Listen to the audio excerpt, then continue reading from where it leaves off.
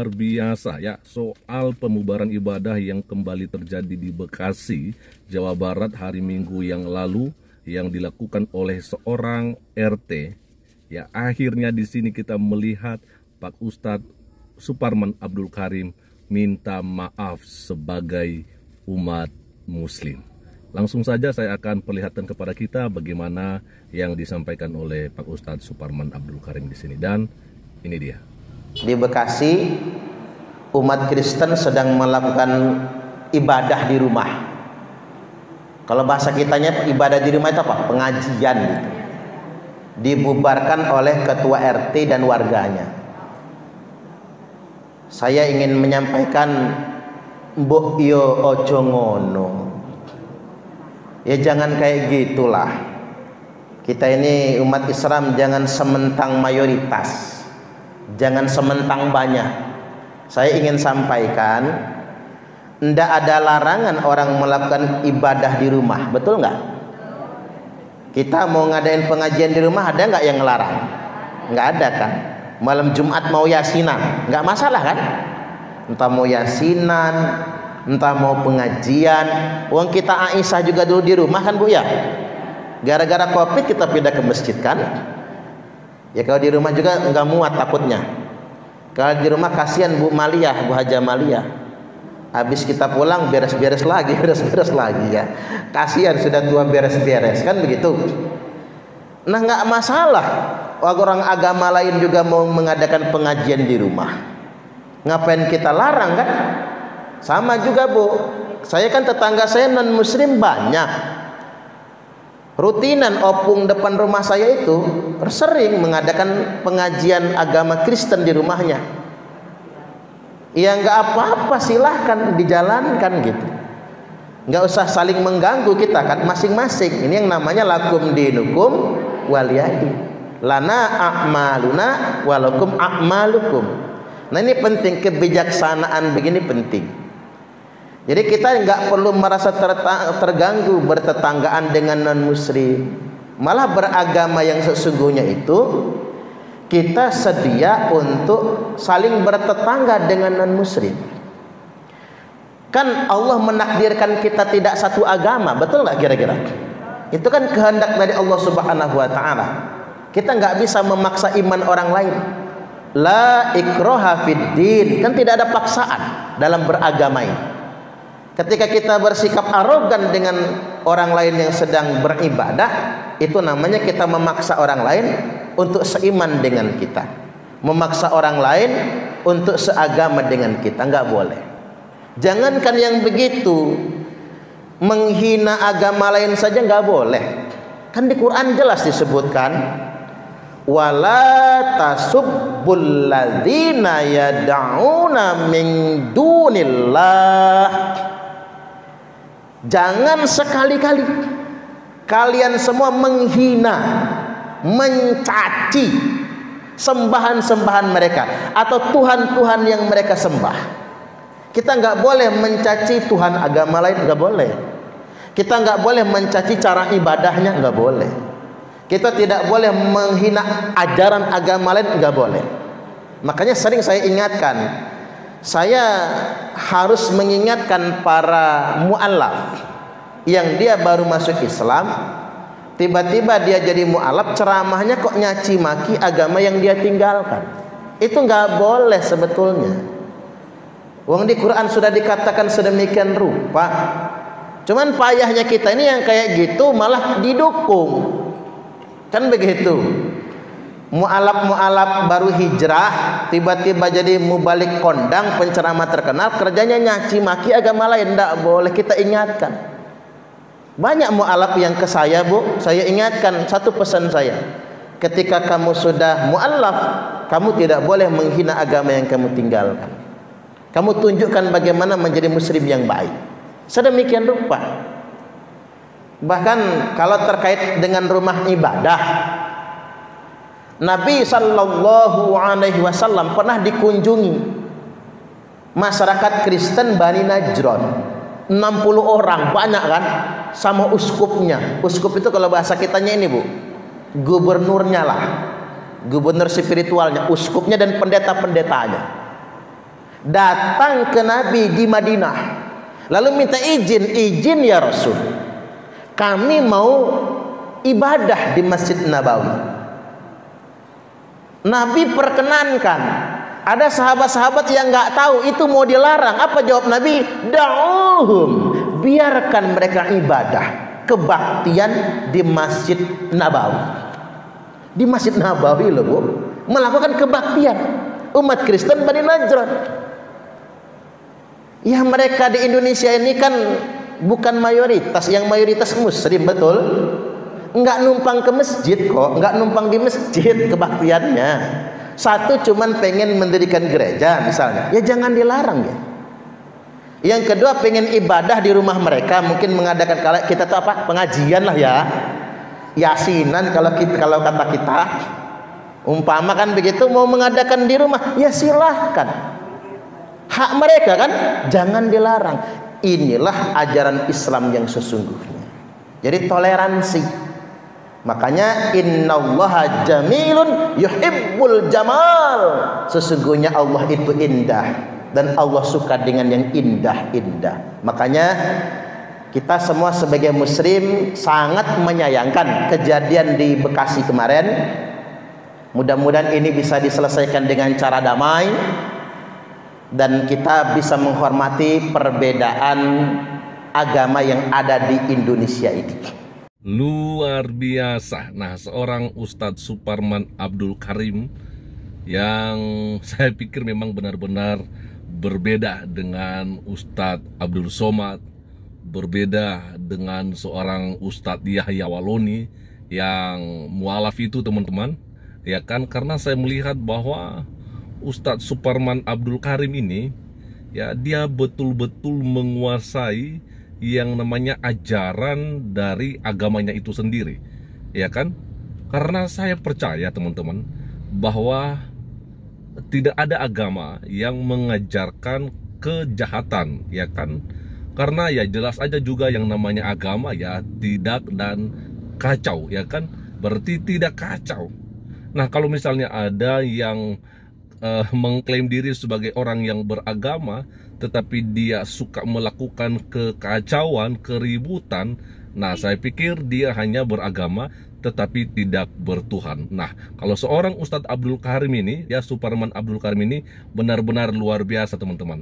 Dan saya ya perlu memberikan apresiasi yang setinggi-tingginya untuk seorang Ustadz Suparman Abdul Karim. Oke, sebelum kita lanjutkan kembali, kita akan lihat lagi apa yang disampaikan oleh Pak Ustadz di sini, dan ini dia. Kemudian yang berikutnya yang perlu saya tegaskan, kita tidak perlu ibu-ibu merasa sentimen dengan agama lain. Kita ini harus mawas diri karena satu, Indonesia itu jumlah muslimnya terbanyak sedunia internasional, satu ya. Yang kedua, Islam Indonesia ini terkenal ramah sedunia internasional. Dua ya. Yang ketiga, jumlah masjidnya terbanyak 800.000. Yang ranking 1 itu Jawa Barat, Bu. Masjid terbanyak di Jawa Barat itu. Yang ranking 2 Jawa Tengah. Yang ranking 3 Jawa Timur. Jadi Jawa Timur itu walaupun gudangnya pesantren, masjidnya masih ranking 3. Cuman pesantrennya ranking 1. Jawa Barat lagi ranking 1 pesantren, Bu. Baru ke Jawa Timur ranking 2. Jadi Jawa Barat itu pesantren terbanyak se-Indonesia, provinsinya. Masjid terbanyak se-Indonesia. Nah, masjid terbanyak nomor 4 itu Sulawesi Selatan, Makassar ibu kotanya ya. Yang terbanyak nomor 5 Lampung. Tahu nggak ibu kota Lampung di mana? Bandar Lampung kan gitu ya. Lampung ini terbanyak nomor 5 masjidnya. Banyak sekali masjidnya. Dan bikin masjid itu mudah, betul nggak kira-kira? Nggak perlu izin. Bikin masjid di Indonesia nggak perlu izin. Tapi kalau bikin masjid di Arab Saudi harus izin. Semua negara Arab termasuk Mesir bikin masjid harus izin. Kalau nggak izin, ujuk-ujuk kita punya tanah, lalu kita bikin masjid, nggak lama eskavator datang dirobohin masjidnya. Jajal di Indonesia bikin masjid nggak izin, lurah datang sama Babin Kamtipmas dan Babinsa. Ini masjid ada izin? Nggak ada. masjid mau kami robohin pakai eskavator. Apa kata yang demo? Menista agama Islam. Padahal di negara-negara Islam, Bu, Arab Saudi itu harus izin bikin masjid. Kalau nggak dirobohkan, dianggap masjid diror. Indonesia 90% lebih masjid nggak punya izin di Indonesia ini.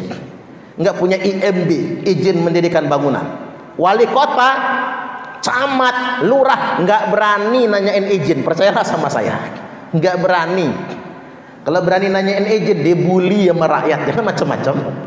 Artinya ya kita ini mawas diri, udah seneng banget kita di Indonesia ini, Bu, seneng banget diberi kebebasan yang sedemikian rupa. Nah, mestinya kita ini berbesar hati, betul nggak kira-kira? Besar hati, lapang dada, rumangsa banyak. Kalau kata orang Jawa itu, yuk kita ngayomi. Sepakat nggak kira-kira? Harus begitu orang Islam itu. Dan saya menegaskan bahwasanya banyak aliran radikal ya, Bu, yang digunakan oleh pihak asing untuk diperalat merusak kedamaian dan ketertiban. Oke, saya nggak mau nunjuk Indonesia sekarang. Contohnya apa? India. India itu, Bu, tahun 2014 partai pemenangnya partai sayap kanan, Hindu radikal. Hindu radikal. Nama partainya itu Bharatiya Janata Party, BJP nama partainya. Mereka berhasil memenangkan Presiden Narendra Modi. Gara-gara kelompok Hindu radikal sayap kanan menang pemilu, presiden terpilih kelompok mereka. Sejak tahun 2014, Bu, luar biasa sengsaranya umat Islam di sana.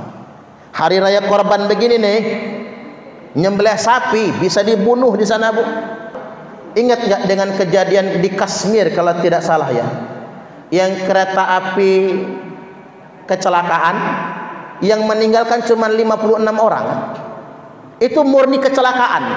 Tapi apa? Kelompok radikal sayap kanan menghembuskan isu, kelompok teroris ini menghembuskan isu, kereta itu sengaja dibakar orang-orang Islam. Maka orang Islam 2000 dibantai di sana. Nah, mengapa itu terjadi? Karena fitnah kelompok radikal Hindu. Kemarin belum lama ya, Bu, 2 ustadz tokoh muslim diwawancara wartawan, sedang diwawancara di hadapan wartawan, disuting oleh video televisi, ditembak kepalanya ustadz. Yang nembak siapa? Teroris Hindu. Itulah kalau partai radikal menang pemilu, maka mereka akan menghalalkan segala cara. Ini untung di Indonesia ini, Bu, yang menang-menang itu partai nasionalis. Coba kalau yang menang yang radikal, apa jadinya? Kan begitu. Ini saya perlu himbau. Radikalisme itu, Bu, walaupun atas nama agama, dia bukan agama. Loh, mengapa orang Hindu di India rela membantai orang muslim di sana? Idul Fitri diserang. Mengapa? Idul Adha diserang. Mengapa? Karena mereka melakukannya atas nama agama. Bagi mereka itu jihad dalam agama mereka. Sama, mengapa ada orang Islam yang kemudian menganiaya orang lain atas nama agama? Karena dia merasa itu jihad. Termasuk yang Rohingya, Myanmar ya, Bu. Ada biksu, ini biksu pakai jubah biksu atas nama Buddha membantai umat Islam di Rohingya atas nama agama. Itulah kejahatan yang mengatasnamakan agama. Sangat berbahaya sekali. Padahal nggak ada satupun agama yang mengajarkan begitu, betul nggak?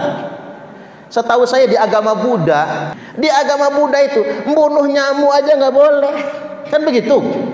Loh, kok ini nyawa orang dibantai? Itulah kalau kelompok radikal sudah berkuasa, mereka menghalalkan darah orang lain atas nama agama. Itu yang kita harus hati-hati. Makanya di Indonesia ini mudah-mudahan yang berkembang itu Islam yang rahmatan lil alamin. Makanya kalau ada fenomena yang kayak tadi, kita harus waspada. Jangan ikut-ikutan kelompok yang mudah terpicu yang sedemikian rupa. Oke, jadi segitu aja teman-temannya yang bisa saya bagikan kepada kita semua pada kesempatan sore hari ini. Ya, bagaimana kita melihat seorang Ustadz Suparman Abdul Karim ketika dia melihat ada kejadian pembubaran ibadah umat Kristen, beliau selalu saja memberikan tanggapannya, dan kali ini benar-benar sangat luar biasa sekali. Sangat luar biasa sekali. Ya, ketika dia melihat seorang RT yang di Bekasi yang melakukan pembubaran ibadah umat Kristen, ya kan? Dan kita melihat Pak Ustadz Suparman Abdul Karim, ya, yang justru menyampaikan permohonan maaf.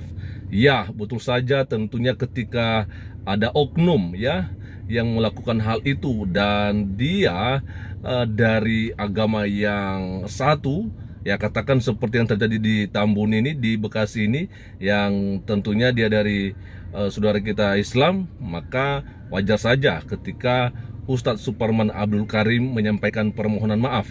Tapi permasalahannya, apakah semua ustadz melakukan hal yang sama seperti apa yang dilakukan oleh Pak Ustadz Suparman Abdul Karim? Saya pikir tidak seperti itu. Maka itu sebabnya wajib kita semua yang menonton video ini, kita doakan Pak Ustadz Suparman Abdul Karim agar tetap diberikan kekuatan oleh Tuhan dan hikmat akan turun atasnya. Sekian saja sore hari ini, dan Tuhan Yesus memberkati kita semua. Shalom. Assalamualaikum warahmatullahi wabarakatuh. Om Swastiastu, Namo Buddhaya, salam kebajikan dan salam cinta damai dari saya, Priyanto Zamasi.